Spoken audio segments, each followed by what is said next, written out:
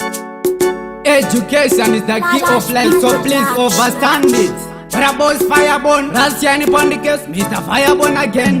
Dzidza mwanangu gopasa, ndokuti uwanewo kamabasa. Handidi utambe makasa, chero zvichire maramba uchitraya. Mwanangu gara nepapa, ndikudzidziso penyu usati ndafa. Life yakaoma iwanzwa, kuverenga bhuku usaregedza.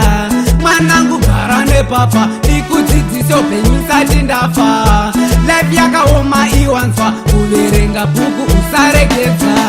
Ndakashanda pangu iwe shanda pako, ndinokurayira ndini baba vako. Pfuma yangu haizi yako, usatembe shamwari kana hama yako. Usazvichaidze kuda kungokumbira, unorayirwa iwewe chingoteerera. Shanda nesimba zvichazokufaira, kana wakadzidza unobudirira. Mwanangu gara nepapa, ndikudzidziso penyu usati ndafa. Life yakaoma iwanzwa, kuverenga bhuku usaregedza. Mwanangu gara nepapa, ndikudzidziso penyu usati ndafa. Life yakaoma iwanzwa, kuverenga bhuku usaregedza. Panorayirwawo vamwe mwanangu teerera, pamwe ndichaenda ukasara uri nherera. Usati vamwe vachishanda wakangotarira, zvakaoma nyika yane mazino anoruma. Dzidza mwanangu gopasa, ndokuti uwanewo kamabasa. Handidi utambe makasa, chero zvichire maramba uchitraya. Mwanangu gara nepapa, ndikudzidziso penyu usati ndafa. Life yakaoma iwanzwa, kuverenga bhuku usaregedza.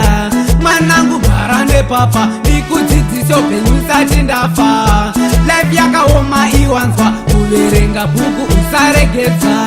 Ndakashanda pangu iwe shanda pako, ndinokurayira ndini baba vako. Pfuma yangu haizi yako, usatembe shamwari kana hama yako. Usazvichaidze kuda kungokumbira, unorayirwa iwewe chingoteerera. Shanda nesimba zvichazokufaira, kana wakadzidza unobudirira. Mwanangu gara nepapa, ndikudzidziso penyu usati ndafa. Life yakaoma iwanzwa, kuverenga bhuku usaregedza. Mwanangu gara nepapa, ndikudzidziso penyu usati ndafa. Life yakaoma iwanzwa, kuverenga bhuku usaregedza.